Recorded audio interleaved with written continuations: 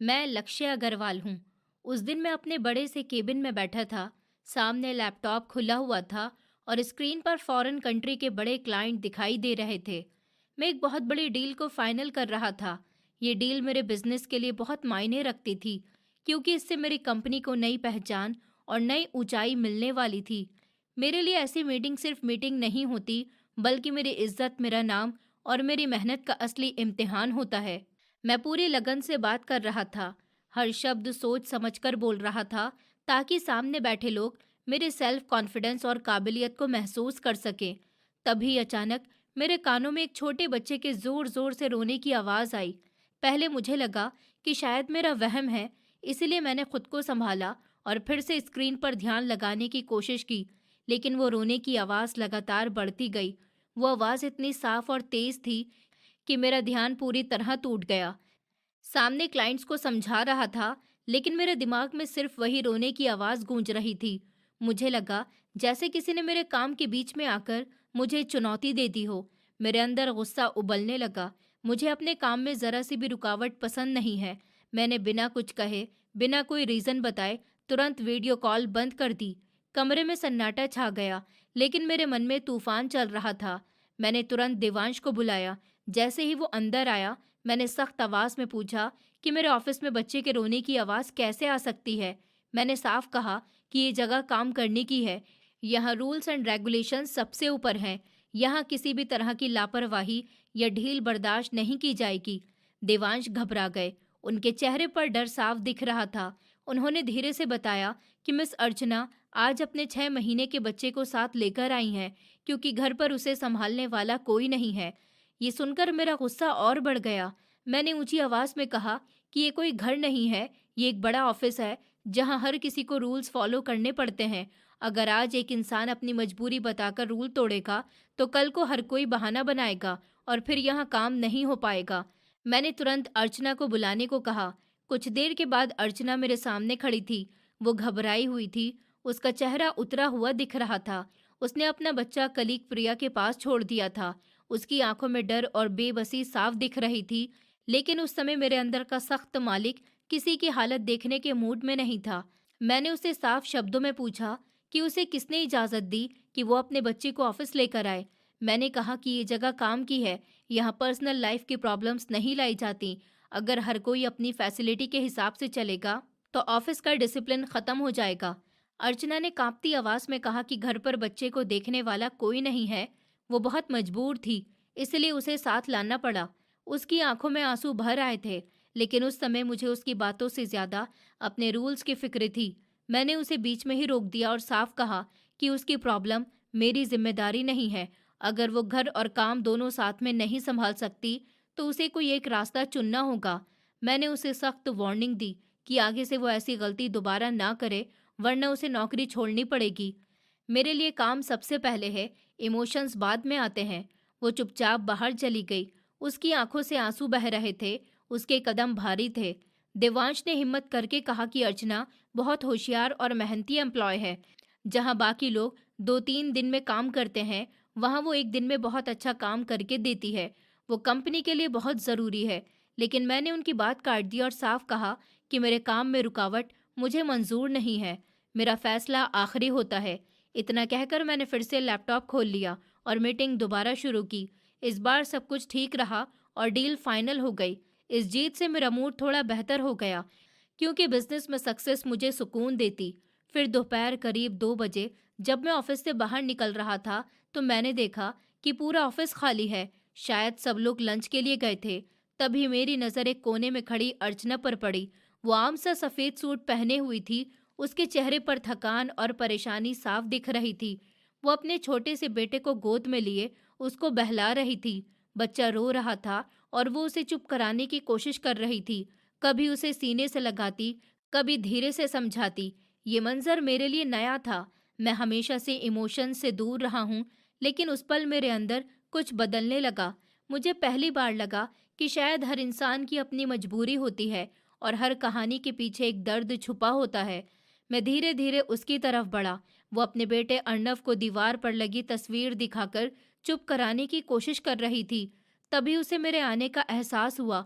वो पलटी और मेरी तरफ देखने लगी। उसकी आंखों में डर भी था और एक उम्मीद भी। उस पल मुझे लगा जैसे मेरे अंदर दो लोग खड़े हों, एक सख्त मालिक और एक आम इंसान। मैं खुद समझ नहीं पा रहा था कि अब मेरे मुंह से जो शब्द निकलेंगे वो डांट होंगे या किसी नई शुरुआत की पहली नरम बात। जैसे ही अर्चना मेरी आहट महसूस करके मुड़ी और मेरे सामने खड़ी हुई, वैसे ही उसके चेहरे का रंग एकदम बदल गया। अभी कुछ पल पहले वो अपने बच्चे को चुप कराने की कोशिश कर रही थी, लेकिन मुझे अपने पीछे खड़ा देखकर वो बुरी तरह घबरा गई। उसका चेहरा डर से लाल पड़ गया, उसकी आंखें फैल गईं और उसके हाथ सचमुच कांपने लगे। वो अपने बच्चे को संभाल तो रही थी, लेकिन उसकी उंगलियों की थरथराहट साफ दिख रही थी, जैसे उसे लग रहा हो कि अगले ही पल उसकी दुनिया उजड़ सकती है। उसने बहुत धीमी और डरी हुई आवाज में कहा, सर, मैं कल से अपने बच्चे को साथ नहीं लाऊंगी। आप मुझ पर रहम कीजिए, मुझे नौकरी से मत निकालिए। उसकी आवाज इतनी कांप रही थी जैसे हर शब्द उसके गले में अटक रहा हो।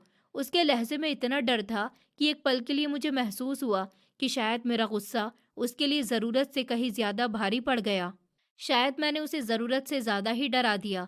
मैंने खुद को संभालते हुए शांत लेकिन संजीदा आवाज में कहा कि मैं उसे नौकरी से नहीं निकाल रहा हूँ, लेकिन मेरे मन में एक बात थी जो मुझे पूछनी ही थी। मैंने उससे पूछा कि क्या उसके पति के इस बच्चे को लेकर कोई जिम्मेदारी नहीं है? क्या वो इस हालात में उसकी मदद नहीं कर सकते? मेरी नज़र उसके हाथों में मौजूद उस छोटे से बच्चे पर टिक गई थी। उसके गाल दूध जैसे सफ़ेद थे, आंखें बड़ी और चमकदार थी, चेहरा इतना मासूम था कि उसे देखकर मन अपने आप नरम पड़ जाए। वो सच में बहुत प्यारा बच्चा था। और न जाने क्यों उसे देखकर मेरे अंदर एक अनजानी सी स्वीट इमोशन जाग उठी। अर्चना की आवाज़ अब और भी धीमी हो गई। उसने अपनी नज़रें झुका ली और कहा कि उसके पति अब इस दुनिया में नहीं है। ये सुनकर मैं कुछ पल के लिए बिल्कुल चुप रह गया, जैसे किसी ने अचानक मेरे अंदर की सारी आवाज़ें बंद कर दी हों। मैंने हल्की हैरानी से पूछा कि वो क्या कह रही है। तब उसने टूटी हुई आवाज़ में बताया कि उसके पति की मौत हो चुकी है और वो अपने भाई और भाभी के घर पर रह रही है। उसने साफ कहा कि यही नौकरी उसके और उसके बच्चे की ज़िंदगी में एक आखिरी सहारा है। इसी कमाई से वो किराया देती है, दवा लाती है और अपने बेटे की परवरिश कर रही है। वो बोलते समय खुद को मजबूत दिखाने की कोशिश कर रही थी, लेकिन साफ दिख रहा था कि वो अपनी तकलीफें किसी के सामने खोलने की आदी नहीं है। आज वो मजबूरी में मेरे सामने सब कुछ कह रही थी, क्योंकि अगर वो सच नहीं बताती तो शायद मैं बिना कुछ सोचे उसे नौकरी से निकाल देता और उसके पैरों तले की जमीन खिसक जाती। मैंने उसके चेहरे को गौर से देखा। वहां गहरी थकान थी, कई रातों की अधूरी नींद के निशान थे, आंखों के नीचे हल्के काले घेरे थे और उस चेहरे पर एक ऐसी चुप्पी थी जिसे वो अकेले सह रही थी। मेरी नज़र फिर बच्चे पर गई। उसके सर के पीछे हल्का सा चोट का निशान था, शायद कहीं टकरा गया होगा। वो इतना छोटा, इतना मासूम था कि ये सोचकर ही दिल में तकलीफ उठी कि सिर्फ 6 महीने की उम्र में उसे इतनी मुश्किल जिंदगी मिल रही है। उस पल मेरे अंदर का सख्त और रूल्स पर चलने वाला आदमी कुछ देर के लिए शांत हो गया। मैंने धीमे लहजे में कहा कि ऊपर वाला उसकी परेशानियां कम करे, और फिर मैंने बच्चे का नाम पूछा। उसने कहा कि उसका नाम अर्नव है। ये नाम सुनते ही मेरे चेहरे पर हल्की सी मुस्कान आ गई। पता नहीं क्यों ये नाम मुझे बहुत सुकून भरा लगा, लेकिन मैंने अपने जज्बात ज्यादा दिखने नहीं दिए और बिना कुछ कहे वहां से आगे बढ़ गया। पीछे खड़ी अर्चना ने शायद गहरी राहत की सांस ली होगी, क्योंकि वो सच में मुझसे डरी हुई थी। उसे लग रहा था कि मैं उसी समय उसे नौकरी से निकाल दूंगा। उसके मन में जरूर ये सवाल उठ रहे होंगे कि अगर नौकरी चली गई तो वो अपने छोटे से अर्नव को किसके सहारे पालेगी? कौन उसकी दवा लाएगा? कौन उसके दूध का इंतजाम करेगा? बाहर से मैं जितना सख्त दिखता हूँ, उतना ही अंदर से कहीं खाली भी हूँ। ये बात शायद मैं खुद भी पहले नहीं समझ पाया था। जब शाम को मैं अपने बड़े और आलीशान घर पहुंचा, तो वहां की खामोशी मुझे चुभने लगी। हर कमरा सजा हुआ था, हर चीज अपनी जगह पर थी। महंगे फर्नीचर चमक रहे थे, दीवारों पर खूबसूरत तस्वीरें टंगी थी, लेकिन उस पूरे घर में कोई आवाज नहीं थी, कोई हंसी नहीं थी, कोई मेरा इंतजार नहीं कर रहा था। मैं थका हुआ अपने लॉन में रखे सोफे पर जाकर बैठ गया। चारों तरफ गहरा सन्नाटा फैला हुआ था, लेकिन न जाने क्यों उस सन्नाटे के बीच मुझे फिर वही बच्चे के रोने की आवाज सुनाई देने लगी, जैसे वो बाहर नहीं बल्कि मेरे अंदर ही गूंज रही हो। उस पल पहली बार मुझे साफ समझ आया कि मेरे घर की खामोशी और अर्चना की मजबूरी में कितना बड़ा फर्क है। उसके पास शोर है, जिम्मेदारियां हैं, स्ट्रगल है, लेकिन उसकी जिंदगी में अपनापन भी है। और मेरे पास सब कुछ होते हुए भी एक अजीब सा खालीपन है जो हर शाम और गहरा होता जाता है। घर पहुंचते ही दिनेश काका हमेशा की तरह जल्दी से मेरे पास आ गए। उनके चेहरे पर वही पुरानी सादगी और अपनापन था। उन्होंने पूछा, साहब जी, क्या खाना लगा दूं? उनकी आवाज में सालों की सेवा और प्यार साफ झलक रहा था। मैंने थके हुए लहजे में कहा कि आप खाना लगा दीजिए, मैं पहले हाथ मुंह धोकर आता हूँ। लेकिन सच तो ये था कि शरीर से ज्यादा मेरा मन थका हुआ था। मैं कुछ देर लॉन में ही बैठा रहा। शाम ढल चुकी थी, हवा में हल्की ठंडक थी, पर मेरे अंदर अजीब सी बेचैनी थी। न जाने क्यों अचानक मैंने अपनी मम्मी का नंबर मिलाया, जैसे दिल को किसी अपने की आवाज की जरूरत हो। फोन उठते ही मैंने उनसे पूछा कि उनका वापस आने का क्या इरादा है, क्या वो घर लौटेंगी या नहीं। मेरे लहजे में अनजाना सा गुस्सा था, शायद अकेलेपन की झुंझलाहट थी जिसे मैं खुद भी नहीं समझ पा रहा था। मम्मी ने हल्के हंसते हुए कहा कि वो क्या करें, बच्चे उन्हें आने ही नहीं दे रहे, और मुझे थोड़ा सब्र करने को कहा। उन्होंने प्यार से समझाया कि 2-3 दिन में लौट आएंगी। उनकी नरम आवाज में अपनापन था, पर मेरे अंदर की चिढ़ कम नहीं हुई और मैंने झुंझलाकर फोन काट दिया। फोन रखने के बाद मुझे खुद पर ही गुस्सा आया। मैं जानता हूँ मम्मी भी क्या करें, ये इतना बड़ा घर, दिन भर उन्हें भी खाली खाली लगता है। पापा के जाने के बाद उन्होंने खुद को संभाला जरूर, लेकिन अंदर से वो बहुत अकेली हो गई थी। जब भी मौका मिलता वो मेरे बड़े भाई ऋतिक के पास चली जाती। वहाँ भाभी और 3 बच्चों के बीच उनका मन लग जाता। बच्चों की हंसी उन्हें जीने की वजह दे देती। पापा के गुजरने के बाद उनकी वसीयत के हिसाब से हमने अपनी जायदाद आपस में बांट ली थी। हमारे बीच कभी कड़वाहट नहीं आई। ऋतिक भाई ने दूसरे शहर में बसना चुन लिया और मैंने दिल्ली में अपना कारोबार संभाल लिया। मम्मी मेरे साथ रहने लगी, पर सच ये है कि मैं उन्हें वो समय कभी नहीं दे पाया जिसकी उन्हें ज़रूरत थी। मैं सुबह निकलता और देर रात लौटता। मेरे पास पैसा था, नाम था, पर माँ के साथ बैठने के लिए वक्त नहीं था। इसलिए वो बार बार ऋतिक के पास चली जाती। जब भी वापस आती तो एक ही बात कहती कि बेटा, अब शादी कर लो, ये घर कब तक यूं ही खाली रहेगा। मैं हर बार साफ कह देता कि मेरी जिंदगी में शादी की कोई जगह नहीं है। मैं यही जवाब सालों से देता आ रहा था, लेकिन एक दिन वो सच में रो पड़ी। उन्होंने पूछा कि आखिर ऐसी क्या वजह है जो मैं शादी का नाम तक नहीं लेना चाहता। अगले महीने में 30 साल का होने वाला हूँ। उनकी भीगी आंखें देखकर मेरे दिल में छिपा सच बाहर आ गया। मैंने भारी आवाज में कहा कि उनकी उम्मीद कभी पूरी नहीं हो सकती। मेरी मेडिकल रिपोर्ट ठीक नहीं है, मैं कभी बाप नहीं बन सकता। ये कहते समय मेरी आवाज में वो सख्ती नहीं थी जो हमेशा रहती है। मैंने उनसे कहा कि मैं किसी लड़की की जिंदगी सिर्फ अपने नाम के लिए खराब नहीं करना चाहता। मैं उसे वो खुशी नहीं दे पाऊंगा जिसकी वो हकदार होगी। मेरी बात सुनकर मम्मी जैसे टूट सी गईं। उनकी आंखों में हैरानी और गहरा दुख था। उन्होंने कहा कि जरूरी नहीं हर रिपोर्ट आखिरी सच हो, पर मैं जानता था कि ये सच मैं कई बार सुन चुका हूँ और समझ भी चुका हूँ। उस दिन के बाद घर की खामोशी और भी गहरी हो गई। मम्मी की आंखों का दर्द मेरे फैसलों से भी ज्यादा भारी था। शायद मैं इन्हीं ख्यालों में खोया लॉन की कुर्सी पर झुक गया था। तभी दिनेश काका ने धीरे से पुकारा और कहा कि खाना लग गया है। मुझे थोड़ी शर्मिंदगी हुई कि मैं यूं ही खोया बैठा था। मैं कमरे में गया, कपड़े बदले और डाइनिंग टेबल पर आ बैठा। हमेशा की तरह खाना बहुत ही मज़ेदार था, पर उस रात हर निवाला बेस्वाद लगा। मैं चुपचाप खाना खाकर अपने कमरे में चला गया और आदत के हिसाब से लैपटॉप खोल दिया। देवांश ने प्रेजेंटेशन भेजी थी। मैं स्लाइड्स देखता हुआ आखिर तक पहुंचा तो वहां नाम लिखा था, अर्चना। उसका नाम देखते ही मेरे सामने एक और चेहरा आ गया। एक छोटा सा मासूम बच्चा जिसकी काली चमकती आंखें थीं, गुलाबी गाल थे और नन्हे होठ थे। मैं हल्का सा मुस्कुरा दिया। वो सच में बहुत ही प्यारा बच्चा था, लेकिन उसी पल ये ख्याल भी आया कि उसके सर पर बाप का हाथ नहीं है, उसकी माँ ही उसका सहारा है, और वो माँ दिन भर कितनी मुश्किलों से गुजरती होगी ये मैंने आज देखा था। उसके बिखरे बाल, अधूरी नींद से भरी आंखें और चेहरे पर छिपी थकान अब साफ याद आने लगी। जब मैंने उसे केबिन में बुलाया था तो वो कुछ देर बाहर खड़ी रही थी, शायद खुद को मजबूत करने की कोशिश कर रही थी। उसके चेहरे पर एक साथ कई परेशानियां साफ लिखी थी। मैंने लैपटॉप बंद कर दिया और बिस्तर पर लेट गया, पर नींद आने से पहले वही मासूम चेहरा बार बार आंखों के सामने आता रहा।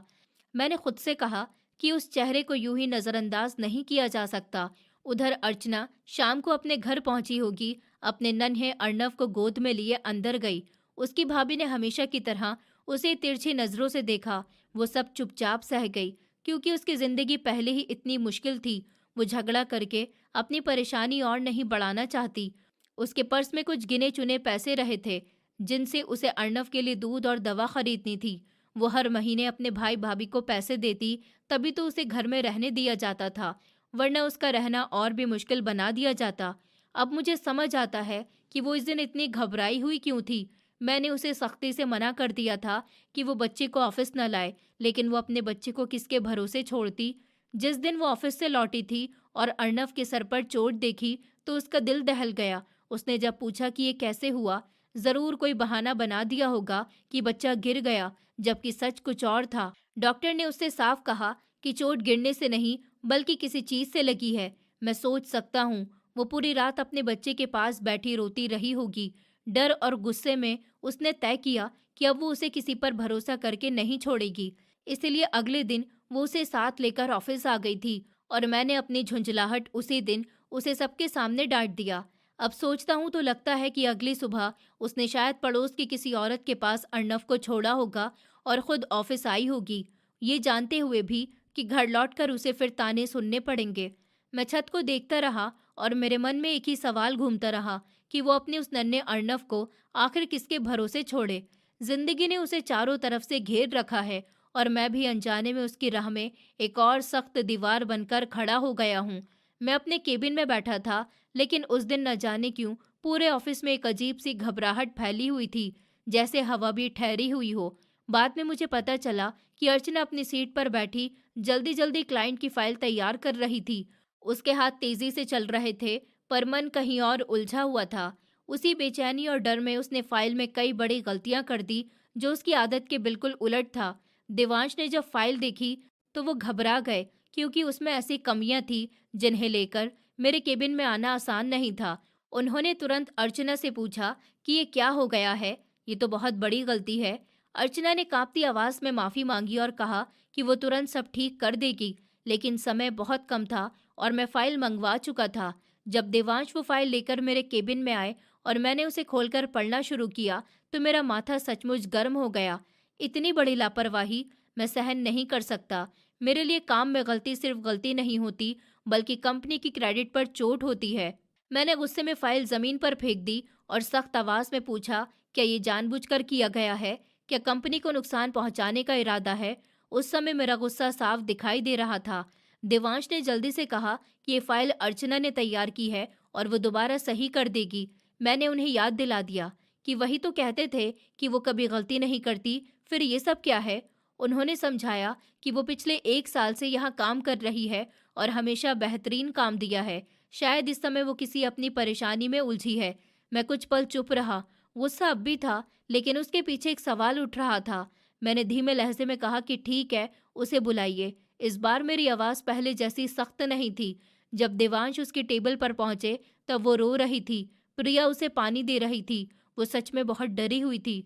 उसे लग रहा था कि आज उसकी नौकरी चली जाएगी। देवांश ने भी उसे समझाया कि वो खुद को संभाल कर आए, क्योंकि मेरा मूड ठीक नहीं है।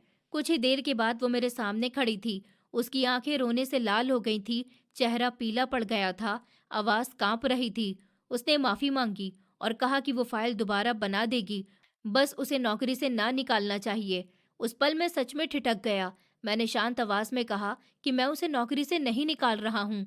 मैंने उससे पूछा कि अगर उसके घर में कोई बड़ी परेशानी है, तो वो 2-3 दिन की छुट्टी ले सकती है। ये कहते वक्त मुझे खुद लगा कि मेरी आवाज़ में नरमी आ गई है। वो रोते हुए बोली कि वो छुट्टी नहीं ले सकती, उसकी मजबूरियां उसे रुकने नहीं देती। मैंने ध्यान से उसकी तरफ देखा और पूछा, क्या उसकी परेशानी उसके बच्चे से जुड़ी है? वो चौंक गई, कुछ पल चुप रही, फिर टूटती हुई आवाज़ में बोली कि उसका बेटा बहुत छोटा है और घर में कोई भरोसे लायक नहीं है। जिस दिन वो ऑफिस आई थी, उससे पहले उसके बच्चे को गिरा दिया गया था और उसके सर पर गहरी चोट लगी थी। वो रोते हुए कह रही थी कि उसे हर पल डर लगता है, कहीं वो घर लौटे और उसका बच्चा उसे ठीक न मिले। उसके शब्दों में ऐसा डर था जिसने मेरे अंदर कुछ हिला दिया। मेरे सामने फिर वही छोटा सा अर्णव आ गया। उसकी चमकती आंखें, उसका मासूम चेहरा और सर के पीछे वो चोट का निशान, सब कुछ साफ दिखाई देने लगा। न जाने कैसे मेरे मुंह से निकल गया कि वो दोबारा शादी क्यों नहीं कर लेती। अकेले एक औरत के लिए बच्चे को पालना बहुत मुश्किल होता है। ये कहते ही मुझे एहसास हुआ कि मैं उसकी पर्सनल लाइफ में कदम रख रहा हूँ। लेकिन उस समय मैं सिर्फ मालिक नहीं था, एक इंसान भी था। मेरी बात सुनकर उसका चेहरा लाल पड़ गया। वो घबरा गई। उसने खुद को संभालते हुए कहा कि वो अपने बेटे के लिए जी रही है। उसे नहीं लगता कि इस दुनिया में कोई ऐसा आदमी होगा जो उसके बेटे को सच्चे दिल से अपनाए। उसने मजबूत आवाज में कहा कि उसके बेटे का असली बाप इस दुनिया में नहीं है और उसकी जगह कोई नहीं ले सकता। मैंने सीधा सवाल किया कि अगर कोई सिर्फ उसके बेटे के लिए उससे शादी करना चाहे तो क्या वो तैयार होगी? उस पल वो उलझ गई। बोली कि वो मेरा मतलब नहीं समझ पा रही है। मैंने गहरी सांस ली और साफ शब्दों में कहा कि मैं उसके हालात समझता हूँ। मैंने मान लिया कि उसका बच्चा बहुत प्यारा है और जब से मैंने उसे देखा वो बार बार मेरे ख्यालों में आता है। मैंने सच कहा कि उसे देखकर मेरे अंदर एक अलग सा जज्बात उठता है जिसे मैं दबा नहीं पा रहा। मैंने कहा कि शायद उसे यकीन न हो, लेकिन मैं उससे उसके बच्चे की वजह से शादी करना चाहता हूँ, क्योंकि मुझे बच्चे बहुत अच्छे लगते हैं। वो मुझे हैरानी से देखने लगी। उसकी आंखों में सवाल थे। मैंने शांत लहजे में कहा कि वो जो पूछना चाहे पूछ सकती है। वो बोली कि मैं इतना अमीर और अच्छा दिखने वाला हूँ, मेरे पास सब कुछ है, तो मैं किसी भी लड़की से शादी कर सकता हूँ। फिर मैं गरीब और पहले से विधवा औरत को क्यों चुनना चाहूँगा? शादी के बाद तो अपने बच्चे भी हो सकते हैं।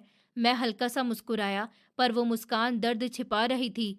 मैंने कहा, काश जिंदगी इतनी आसान होती। अगर किस्मत ने मेरे साथ मजाक ना किया होता तो शायद आज मैं भी शादीशुदा होता और अपने बच्चों का बाप कहलाता। मैंने साफ कहा कि एक सच्चाई है जो उसे जाननी चाहिए। वो सच्चाई ये है कि मैं कभी बाप नहीं बन सकता। मेरी मेडिकल रिपोर्ट ये बता चुकी है। यही वजह है कि मैंने कभी शादी के बारे में नहीं सोचा। मैं किसी लड़की की जिंदगी अधूरी नहीं करना चाहता था। फिर मैंने उसकी आंखों में देखते हुए कहा कि जब मैं उसके बेटे को देखता हूँ तो मेरे दिल में ख्वाहिश होती है कि मैं उसे गोद में उठाऊं, उसे प्यार दूं, उसके सर पर हाथ रखूं और उसे वो सहारा दूं जो हर बच्चे को चाहिए। ये कोई रहम नहीं है, ये एक जज्बात का एहसास है। मैंने उसे टाइम लेने को कहा, जल्दबाजी में कोई फैसला ना करे। अगर वो हाँ कहेगी तो मैं उसके बेटे को अपना नाम दूंगा, उसे प्रोटेक्शन दूंगा, रिस्पेक्ट दूंगा और उसे कभी ये महसूस नहीं होने दूंगा कि उसका बाप उसके साथ नहीं है। मेरी बातों के दौरान अर्चना सचमुच कांप रही थी। उसके सामने खड़ा मैं सिर्फ उसका बॉस नहीं था, बल्कि वो आदमी था जो उसकी जिंदगी को बदलने का ऑफर दे चुका था और वो समझ नहीं पा रही थी कि ये सपना है या हकीकत। जब मैंने अर्चना के सामने प्रपोजल रखा था, तब शायद उसने कभी सोचा भी नहीं होगा कि उसकी टूटी हुई जिंदगी में ऐसा मोड़ भी आ सकता है। वो कुछ पल मेरे सामने बिल्कुल चुप खड़ी रही, जैसे उसकी आवाज कहीं खो गई हो। उसकी आंखों में हैरानी भी थी, डर भी था और विश्वास न कर पाने वाली उलझन भी। फिर उसने बहुत धीमी आवाज में कहा कि वो सोचकर जवाब देगी। मैंने हल्की सी मुस्कान के साथ कहा कि उसे जितना टाइम चाहिए वो ले सकती है, लेकिन उसे ये याद रखना होगा कि ये रिश्ता सिर्फ उसके बच्चे की वजह से होगा, क्योंकि मैं उस बच्चे को दिल से अपनाना चाहता हूँ। मैंने साफ कहा कि ये कोई अचानक से आने वाला जज्बात नहीं है, बल्कि सोच समझकर लिया गया एक मजबूत फैसला है। वो धीरे से सर हिलाकर बाहर चली गई। जाते समय उसके होठों पर एक हल्की सी मुस्कान थी, जैसे लंबे समय के बाद उसे किसी उम्मीद की किरण दिखाई दी हो। उस मुस्कान में राहत भी थी और यकीन न कर पाने वाली हैरानी भी। बाद में मुझे पता चला कि प्रिया ने उसके चेहरे का बदलता रंग देख लिया था। जब वो मेरे केबिन में आई थी तो उसकी आंखें आंसुओं से भरी थी और जब बाहर निकली तो उसके चेहरे पर अलग सी चमक थी। प्रिया ने बार बार उससे पूछा कि अंदर क्या हुआ, लेकिन अर्चना ने किसी को कुछ नहीं बताया, क्योंकि कुछ फैसले इतने बड़े होते हैं कि उन्हें शब्दों में कहना आसान नहीं होता। मैं सोच सकता हूँ उसके मन में कितने सवाल घूम रहे होंगे। उसकी जिंदगी पहले ही मुश्किलों से भरी रही है, आगे का रास्ता भी साफ नहीं है। उसे डर रहता होगा कि कहीं उसका भाई और भाभी किसी दिन उसे घर से निकाल न दे। अगर ऐसा हुआ तो वो अपने छोटे से बेटे को लेकर कहाँ जाएगी, किस दरवाजे पर दस्तक देगी? लोगों ने उसके बेटे के बारे में भी न जाने क्या क्या कहा होगा। किसी ने उसे अशुभ कहा होगा, किसी ने उसे बदकिस्मती की वजह बताया होगा। लोग बिना सोचे समझे बोल देते हैं, लेकिन एक माँ के दिल पर उन शब्दों का कितना गहरा घाव पड़ता है, ये कोई नहीं समझता। जब भी किसी ने उसके अर्नव के बारे में बुरा कहा होगा तो उसके दिल में कितना दर्द उठा होगा, जैसे किसी ने उसके जिगर का टुकड़ा जख्मी कर दिया हो। उसकी माँ ने उसे अच्छे से पढ़ाया था, उसने सिर्फ पढ़ाई ही नहीं की, बल्कि अलग-अलग कोर्सेज भी किए थे। वो समझदार और मेहनती लड़की रही थी। शादी से पहले वो एक कंपनी में काम करती थी। वही संजीव की नज़र उस पर पड़ी तो अर्चना कम बोलने वाली और बहुत सुंदर तो थी ही, उसकी सादगी में ही अट्रैक्शन साफ नजर आता है। संजीव ने सीधे अपने घर वालों के साथ रिश्ता भेजा। तब दोनों परिवारों ने बात की और जल्दी ही शादी तय हो गई। शादी के बाद अर्चना ने नौकरी छोड़ दी क्योंकि नए घर की जिम्मेदारियां थी। संजीव की माँ उसे पूरी तरह अपनाने में शायद हिचकिचाती थी, क्योंकि ये पसंद से हुई शादी थी। घर में दो बड़े भाई भी थे और सब एक ही इमारत में अलग अलग हिस्सों में रहते थे। शादी के पहले 3 महीने शायद उसके जिंदगी के सबसे सुंदर पल रहे होंगे। वो टाइम प्यार भरा रहा, नए सपनों से सजा हुआ, जैसे उसकी जिंदगी में खुशियों का मौसम आ गया हो। उसे लगा कि अब सब ठीक है, लेकिन किस्मत को कुछ और ही मंजूर था। एक दिन संजीव घर से निकला और फिर वैसा लौटकर नहीं आया। एक भयानक हादसे ने सब कुछ खत्म कर दिया। उसकी बाइक बुरी तरह से टूट गई थी और संजीव बुरी तरह से घायल हो गया था। कुछ दिन अस्पताल में जिंदगी और मौत के बीच जूझने के बाद वो दुनिया छोड़ गया। उस एक दिन ने अर्चना से उसका सहारा, उसका साथी सब छीन लिया। मुझे समझ आता है कि उसके चेहरे की थकान यूं ही नहीं है। उसकी आंखों में जो डर है वो बेवजह नहीं है। उसकी हर मुस्कान के पीछे कितना दुख छिपा है, और शायद यही स्ट्रगल मुझे उसके बेटे की तरफ खींच लाया है, क्योंकि उस मासूम बच्चे में मुझे एक नई शुरुआत दिखती है। एक ऐसा रिश्ता जो अधूरा नहीं, बल्कि सच्चे अपनापन से भरा हो सकता है। वो मेरे सामने बैठी थी, लेकिन उस दिन उसके शब्दों में सिर्फ आज की परेशानी नहीं थी। उसकी हर बात में उसका पूरा बीता हुआ अतीत बोल रहा था।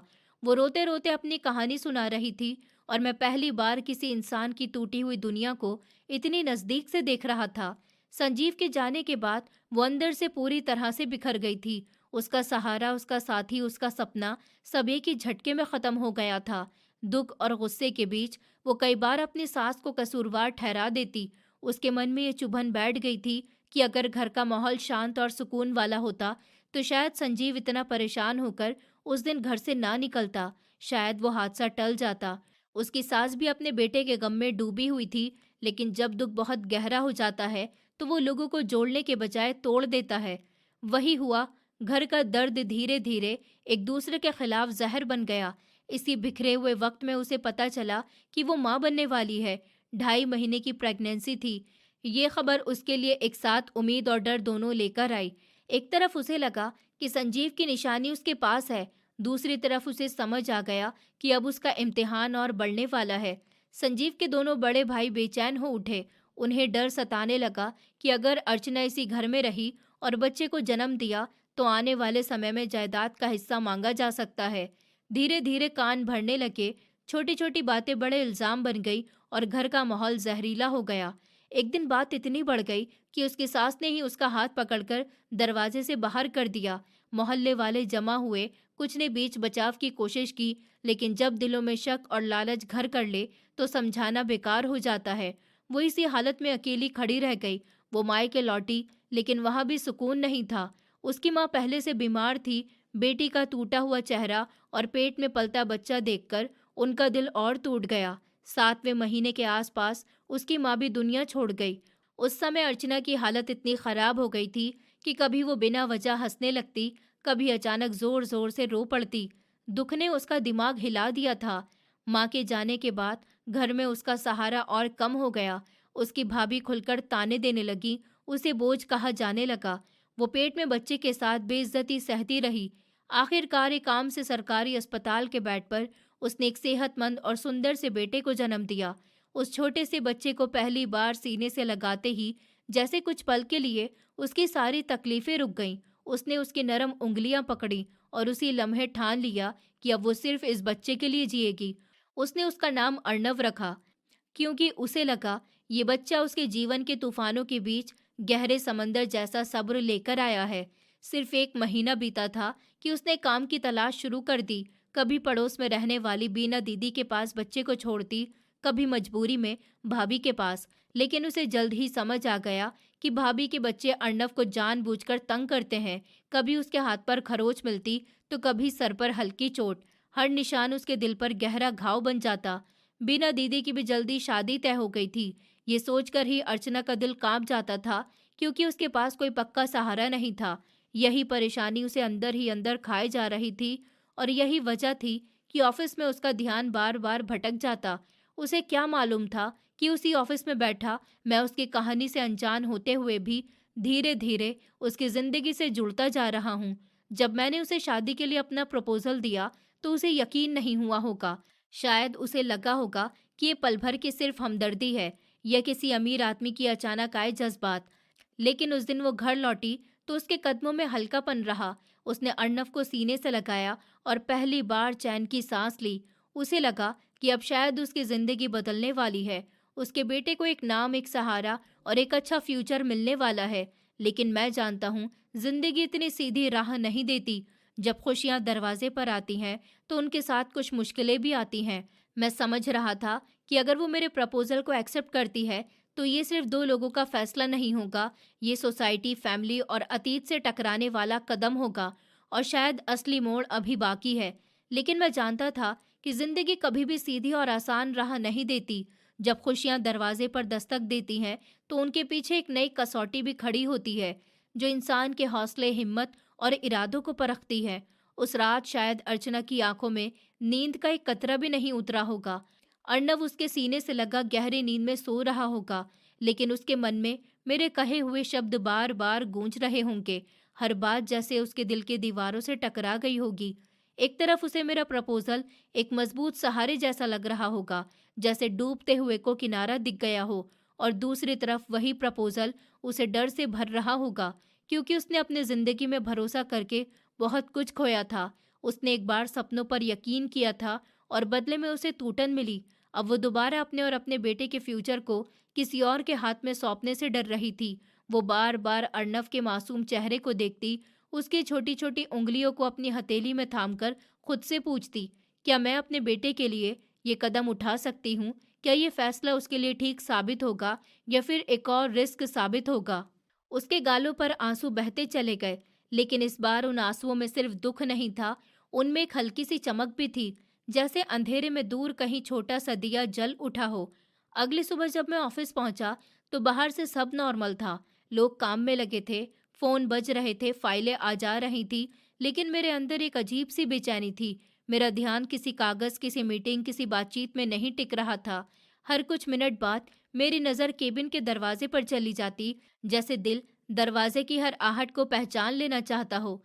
शायद मैं भी पहली बार किसी जवाब का इस तरह इंतजार कर रहा था। करीब दोपहर के टाइम दरवाजे पर बहुत हल्की सी दस्तक हुई, इतनी हल्की कि अगर मन कहीं और लगा होता तो शायद सुनाई भी न देती। उसकी धीमी आवाज आई, क्या मैं अंदर आ सकती हूँ सर? उस आवाज में आज भी झिझक थी, लेकिन उसके पीछे एक नई बहादुरी भी छिपी थी। मैंने उसे अंदर आने को कहा, लेकिन जैसे ही मैंने नजर उठाई तो महसूस किया कि आज कुछ अलग है। उसके चेहरे पर कल वाली घबराहट नहीं थी, वहां एक शांत फैसला था, जैसे रात भर की उथल पुथल के बाद उसने अपने मन में रास्ता साफ कर लिया हो। वो धीरे धीरे मेरे सामने आकर खड़ी हो गई। उसके हाथों में अर्नव था। आज वो उसे ऑफिस लेकर आई थी, लेकिन आज उसके कदमों में डर नहीं था। उसके चेहरे पर एक हौसला था, जैसे उसने तय कर लिया हो कि अब वो भागेगी नहीं, छिपेगी नहीं, बल्कि अपने फैसले के साथ खड़ी रहेगी। कुछ पल कमरे में गहरी खामोशी रही। घड़ी की टिक टिक तक साफ सुनाई दे रही थी। फिर उसने धीमे लेकिन साफ शब्दों में कहा कि उसने मेरे प्रपोजल पर बहुत सोच विचार किया है और पूरी रात उसी के बारे में सोचती रही। मेरे दिल की धड़कनें तेज हो गईं, लेकिन मैंने अपने चेहरे पर कोई आसार नहीं आने दिया। वो आगे बोली कि उसने जिंदगी में बहुत कुछ खोया है, अब उसके पास सिर्फ उसका बेटा है और वो ऐसा कोई फैसला नहीं ले सकती जो उसके बेटे के फ्यूचर को खतरे में डाल दे। उसकी आंखों में मैंने देखा, वहां डर नहीं था, वहां एक माँ की जिम्मेदारी थी जो किसी भी हाल में अपने बच्चे के लिए गलत रास्ता नहीं चुनेगी। वो अर्नव को थोड़ा सा ऊपर उठाकर बोली कि अगर मैं सच में इस बच्चे को अपनाना चाहता हूँ, सिर्फ नाम देने के लिए नहीं बल्कि दिल से उसे अपना बेटा मानकर उसके हर सुख दुख में साथ निभाने के लिए तैयार हूँ, तभी वो ये कदम उठाएगी। उसने एक पल के लिए आंखें बंद की, जैसे खुद को अंदर से मजबूत कर रही हो। फिर बहुत धीरे लेकिन साफ आवाज में कहा कि अगर ऐसा है तो वो इस रिश्ते के लिए तैयार है। उसके ये शब्द सुनकर कुछ पल के लिए मैं बिल्कुल रुक सा गया। मेरे मन में एक गहरा सुकून उतरा, जैसे लंबे समय से खाली पड़ी जगह में अचानक जिंदगी की हलचल भर गई हो। पहली बार मुझे लगा कि मेरे अकेलेपन में अब एक परिवार की आहट आने वाली है। मैं धीरे से अपनी कुर्सी से उठा और उसकी ओर बढ़ा। अर्णव मेरी तरफ देख रहा था। उसकी बड़ी मासूम आंखें सीधी मेरी आंखों में थी, जैसे वो बिना शब्दों के बहुत कुछ समझ रहा हो। मैंने बहुत संभलकर अपना हाथ उसके छोटे से सर पर रखा। उस नन्हे बच्चे के छुअन ने मेरे अंदर कुछ पिघला दिया और अनजाने में मेरी आंखें हल्की सी भीग गईं। मैंने धीमे लेकिन मजबूत लहजे में कहा कि अब से ये बच्चा सिर्फ उसका नहीं, हमारा बेटा है, और उसकी जिंदगी की हर जिम्मेदारी मैं पूरे मन से निभाऊंगा। अर्चना ने मेरी तरफ देखा। इस बार उसकी आंखों में कोई डर नहीं था, वहां भरोसा था, सुकून था और एक नई शुरुआत की चमक थी। लेकिन शायद किस्मत अभी भी हमारी कहानी को आसान मोड़ देने के मूड में नहीं थी, क्योंकि उसी पल बिना किसी दस्तक के मेरे केबिन का दरवाजा अचानक तेज आवाज के साथ खुल गया और कमरे की हवा जैसे एक झटके में बदल गई। दरवाजा अचानक खुला जरूर था, लेकिन उस पल कमरे में ऐसा कोई नहीं आया जिसने अर्चना के पुराने जख्म फिर से हरे कर दिए हों। अंदर देवांश आए थे और उनके चेहरे पर हल्की घबराहट साफ दिखाई दे रही थी, जैसे कोई जरूरी काम अचानक सामने आ गया हो और वो उसे टाल नहीं पा रहे हों। उन्होंने जल्दी से कहा कि सर, एक बहुत ज़रूरी क्लाइंट आए हैं और वो अभी तुरंत मुझसे मिलना चाहता है। उनकी आवाज़ में जल्दी भी थी और जिम्मेदारी का एहसास भी। मैंने उनकी बात सुनी, लेकिन सच ये था कि उस समय मेरा मन किसी क्लाइंट या मीटिंग में बिल्कुल नहीं था। मेरी पूरी दुनिया उस वक्त अर्चना और उसके छोटे से बेटे अर्णव के पास ही सिमट गई थी। मैंने शांत आवाज़ में कहा कि ठीक है, क्लाइंट को मीटिंग वाले कमरे में बैठा दिया जाए, मैं 5 मिनट में आता हूँ। देवांश बाहर चले गए और दरवाज़ा बंद होते ही कमरे में फिर से सन्नाटा फैल गया। लेकिन इस बार वो सन्नाटा भारी नहीं था। उसमें एक नई शुरुआत की हल्की सी मिठास थी, जैसे किसी लंबी अंधेरी रात के बाद सुबह की पहली किरण चुपके से अंदर आ गई हो। मैंने अर्चना की तरफ देखा और साफ शब्दों में कहा कि आज के बाद उसे इस ऑफिस में किसी से डरने की ज़रूरत नहीं है। ये जगह उसके लिए सेफ है और हमेशा रहेगी। फिर मैं धीरे से आगे बढ़ा और पहली बार अपने हाथ अर्णव की तरफ बढ़ाए, उसे गोद में लेने के लिए। अर्चना एक पल के लिए ठिठक गई, क्योंकि हर माँ के दिल में अपने बच्चे को लेकर एक डर होता है। लेकिन अगले ही पल उसने मेरी आंखों में झांका और शायद उसे वहां सच्चाई और अपनापन दिखाई दिया। इसलिए उसने धीरे से अर्णव को मेरी तरफ बढ़ा दिया। जैसे ही वो मेरे हाथों में आया, कुछ लम्हे के लिए बिल्कुल वो मेरी तरफ देखने लगा। वो बहुत छोटा था, उसका शरीर नर्म और हल्का था, लेकिन उसके इस छोटे से वजन में मुझे एक बहुत बड़ी जिम्मेदारी महसूस हुई। ऐसा लगा जैसे मैंने सिर्फ एक बच्चा नहीं, बल्कि किसी की पूरी दुनिया अपनी बाहों में उठा ली हो। अर्णव ने मेरी शर्ट पकड़ ली, उसकी छोटी उंगलियां मेरी उंगलियों में उलझ गईं और उसके चेहरे पर एक मासूम सी मुस्कान फैल गई। उस एक मुस्कान ने मेरे अंदर के खालीपन को जैसे भर दिया। मुझे पहली बार लगा कि मेरी जिंदगी में भी कोई ऐसा है जिसे मेरे होने से फर्क पड़ेगा। मैंने बहुत धीरे से कहा कि मैं जल्दी ही अपने घर पर बात करूंगा और फिर इस रिश्ते को पूरी इज्जत के साथ एक नाम देंगे, ताकि अर्चना और उसके बेटे को कभी किसी के सामने सर झुकाना न पड़े।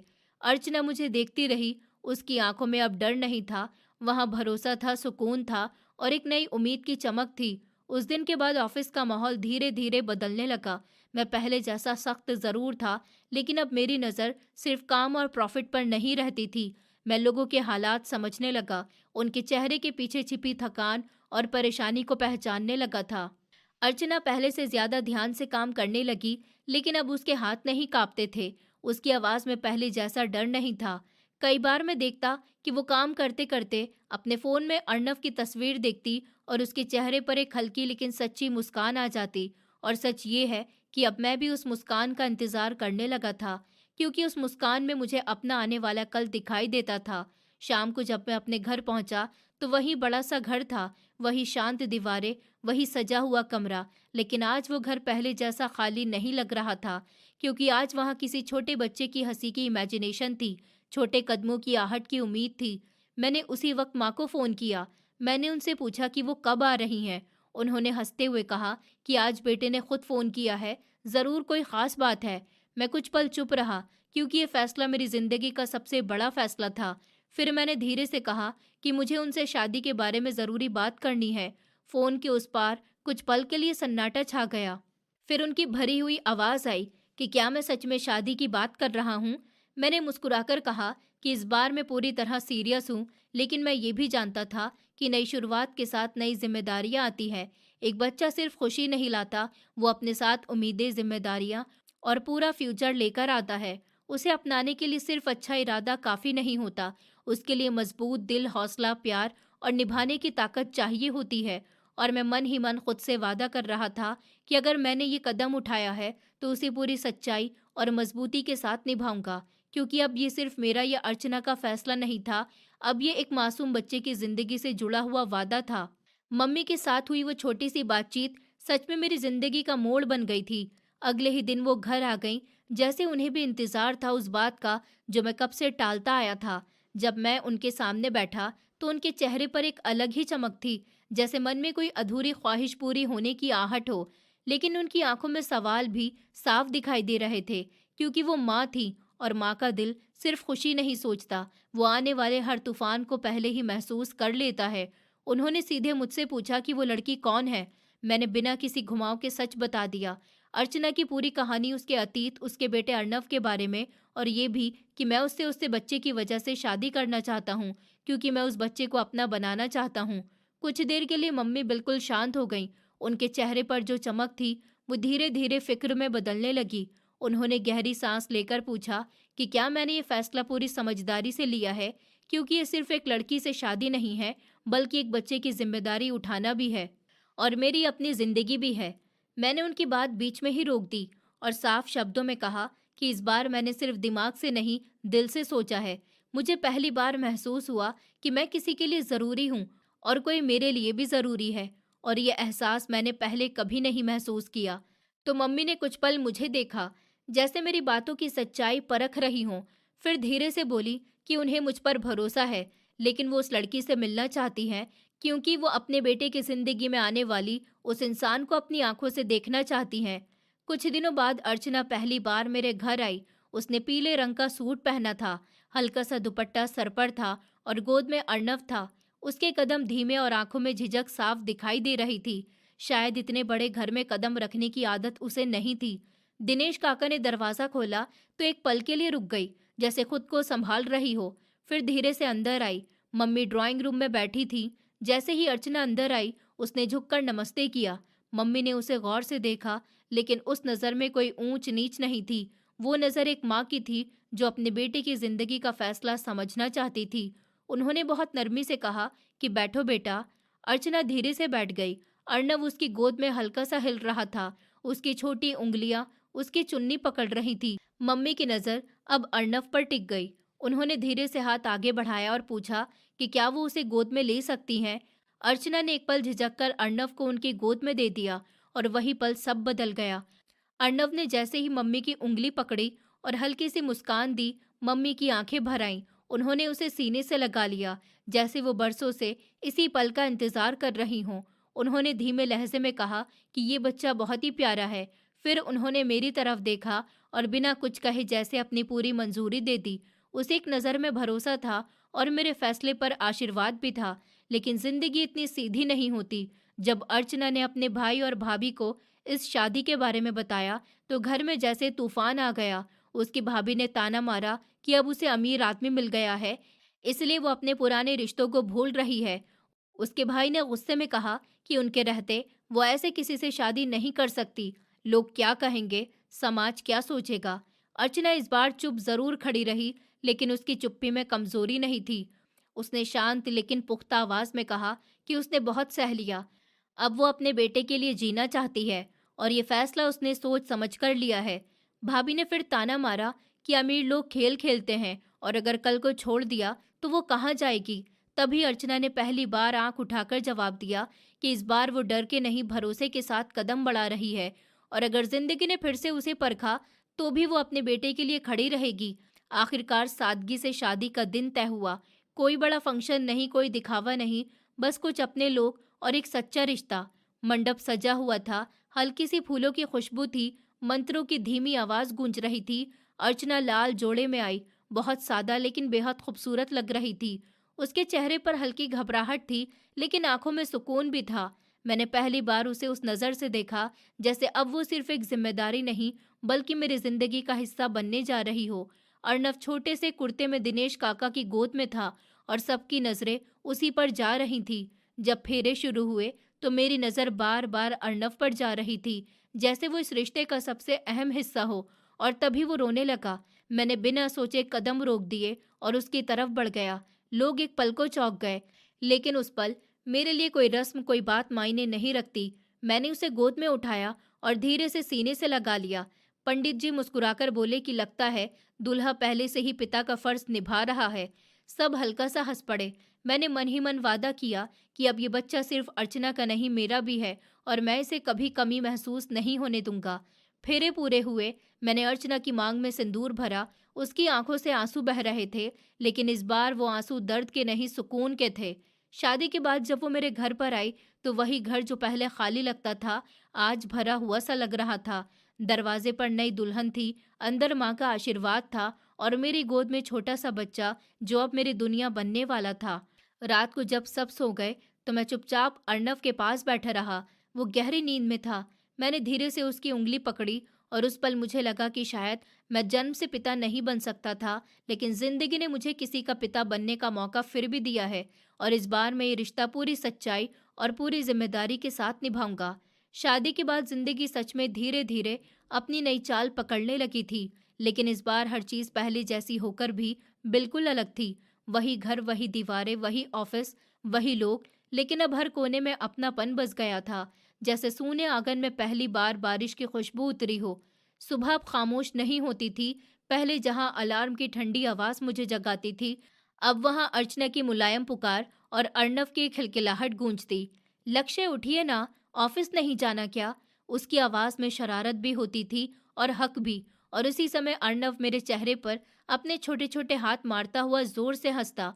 मैं आंखें खोलता तो सामने उसका गोल सा चेहरा चमकता दिखाई देता। उसकी आंखों में इतनी रोशनी होती कि जैसे पूरा दिन उसी से शुरू होना चाहिए। अर्चना मुस्कुराकर कहती, देखिए, आपका बेटा आपको उठाने आया है, अब तो उठ जाइए। मैं हंसते हुए उसे गोद में उठा लेता, और वो मेरी शर्ट पकड़कर और पास आ जाता, जैसे उसे डर हो कि मैं फिर ऑफिस के नाम पर दूर न हो जाऊं। ऑफिस का माहौल भी बदल चुका था। पहले लोग मुझे देखकर सीधा हो जाते, आवाज धीमी कर लेते थे। अब वही लोग मुझे देखकर मुस्कुरा देते। शायद उन्हें भी मेरे चेहरे पर आया बदलाव साफ दिखाई देता था। एक दिन मैं केबिन में बैठा काम कर रहा था। दरवाजा हल्के से खुला, अर्चना अंदर आई। लेकिन अब वो सिर्फ एक एम्प्लॉय नहीं थी, वो मेरी वाइफ थी, मेरी जिंदगी की साथी। उसने जानबूझकर वही पुराना अंदाज अपनाया और बोली, सर, ये फाइल देख लीजिए। मैंने मुस्कुराकर पूछा, अब भी सर ही कहोगी क्या? वो हल्का सा शर्मा गई और बोली, ऑफिस में तो सर ही बोलना पड़ेगा ना। मैं कुर्सी से उठकर उसके करीब गया और धीरे से पूछा, तो फिर घर में क्या बोलोगी? उसने मेरी आंखों में देखा। उसके चेहरे पर प्यार था, भरोसा था, और हल्की सी शरारत भी। घर में सिर्फ लक्ष्य है। उसके ये कहते ही मेरे अंदर जैसे एक गर्माहट फैल गई। मैंने उसके माथे को हल्के से छुआ, और उस पल की सादगी में भी एक गहरी खुशी छिपी थी। तभी बाहर से आवाज आई कि मीटिंग के लिए सब इंतजार कर रहे हैं। हम दोनों हल्का सा हंस पड़े, और वो फाइल लेकर बाहर चली गई। लेकिन जाते जाते उसकी मुस्कान बता रही थी कि हमारा रिश्ता अब किसी मजबूरी या समझौते पर नहीं, बल्कि सच्चे दिल पर टिका है। शाम को जब मैं घर लौटा, तो दरवाजे के अंदर का मंजर देखकर मेरे कदम अपने आप धीमे हो गए। मम्मी सोफे पर बैठी थी और अर्णव उनकी गोद में खेल रहा था। मम्मी उसे राजा बेटा कहकर पुकार रही थी, और वो उनकी साड़ी पकड़कर जोर जोर से हंस रहा था। मैं कुछ पल चुपचाप खड़ा रहा, जैसे इस पल को अपने दिल में हमेशा के लिए बसाना चाहता हूँ। मम्मी ने मुस्कुराकर कहा, क्या देख रहे हो ऐसे? मैंने जवाब दिया, बस अपनी दुनिया। उन्होंने अर्णव को मेरी तरफ बढ़ाया और कहा, लो, अपने बेटे को संभालो। मैंने उसे गोद में लिया तो उसने तुरंत मेरा कॉलर पकड़ लिया, जैसे कह रहा हो कि अब आप कहीं नहीं जाएंगे। रात को जब सब सो गए, तो कमरे में हल्की सी रोशनी थी। अर्चना खिड़की के पास खड़ी बाहर देख रही थी। उसके चेहरे पर चांदनी पड़ रही थी, और वो पहले से ज्यादा शांत लग रही थी। मैं उसके पास गया और उसके कंधे पर हाथ रखा। वो मुड़ी, उसकी आंखों में सुकून था। मैंने पूछा, क्या सोच रही हो? तो वो मुस्कुराई और बोली, बस यही कि जिंदगी इतनी बुरी भी नहीं थी, शायद बस सही समय का इंतजार था। मैंने उसका हाथ थामा और पूछा, और अब? उसने मेरी तरफ देखकर कहा, अब लगता है सब कुछ मिल गया। मैंने उसे अपने पास खींच लिया, और वो बिना किसी झिझक के मेरे सीने से लग गई। उस पल में न अतीत का कोई डर था, न आने वाले बात की फिक्र, बस एक गहरा सुकून था। मैंने महसूस किया कि जिंदगी हमेशा वैसा नहीं देती जैसा हम चाहते हैं, लेकिन जब देती है तो कभी कभी उससे भी ज्यादा दे देती है जितना हम सोच सकते हैं।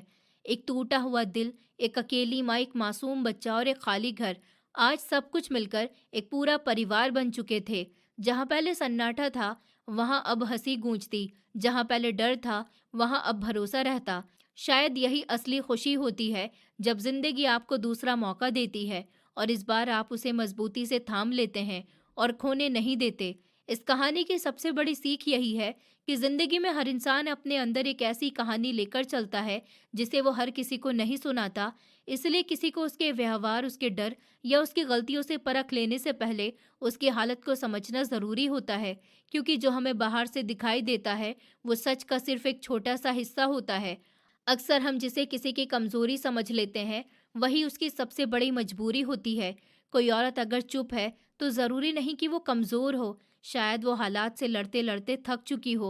कोई आदमी अगर सख्त है तो जरूरी नहीं कि उसके दिल में जज्बात नहीं है, शायद उसने अपने दर्द को छिपाने के लिए सख्ती का कवच पहन रखा हो। सच्चे रिश्ते सिर्फ खून के रिश्तों से नहीं बनते। सच्चा रिश्ता वहां बनता है जहां अपनापन हो, जिम्मेदारी हो और दिल से निभाने की चाह हो। एक बच्चा सिर्फ जन्म देने से अपना नहीं होता, बल्कि उसे अपनाने, उससे प्यार करने और हर हाल में उसके साथ खड़े रहने से अपना बनता है। प्यार का मतलब सिर्फ किसी को पा लेना नहीं, प्यार का असली मतलब है किसी को उसके पूरे अतीत, उसके डर और उसकी सच्चाई के साथ अपनाना, बिना उसे बदलने की शर्त रखे, बिना उसे नीचा दिखाए, बिना उसे उसकी कमजोरियों का एहसास दिलाए। और सबसे ज़रूरी बात यह है कि ज़िंदगी कभी पूरी तरह दरवाज़ा बंद नहीं करती, वो हमें दूसरा मौका ज़रूर देती है। कभी किसी इंसान के रूप में, कभी किसी रिश्ते के रूप में, कभी किसी छोटे से मासूम हाथ के रूप में जो हमारी उंगली थाम लेता है। बस फ़र्क इतना होता है कि उस मौके को पहचानने की नज़र और उसे अपनाने की हिम्मत हमारे अंदर होनी चाहिए। क्योंकि जो लोग डर से पीछे हट जाते हैं, वो खुशियों के दरवाजे तक पहुंचकर भी अंदर नहीं जा पाते। इसलिए जब जिंदगी दूसरा मौका दे, तो उसे ठुकराइए मत, उसे थाम लीजिए। क्योंकि शायद वही मौका आपके खालीपन को घर में बदल दे और आपकी अधूरी कहानी को पूरा कर दे। दोस्तों, उम्मीद करती हूँ आपको हमारी कहानी पसंद आई होगी। कहानी पसंद आई है तो वीडियो को लाइक करें, चैनल पर नए हैं तो चैनल को सब्सक्राइब करें और हाँ, नोटिफिकेशन बेल को ज़रूर दबाएं ताकि अगली अपडेट सबसे पहले आपको मिले।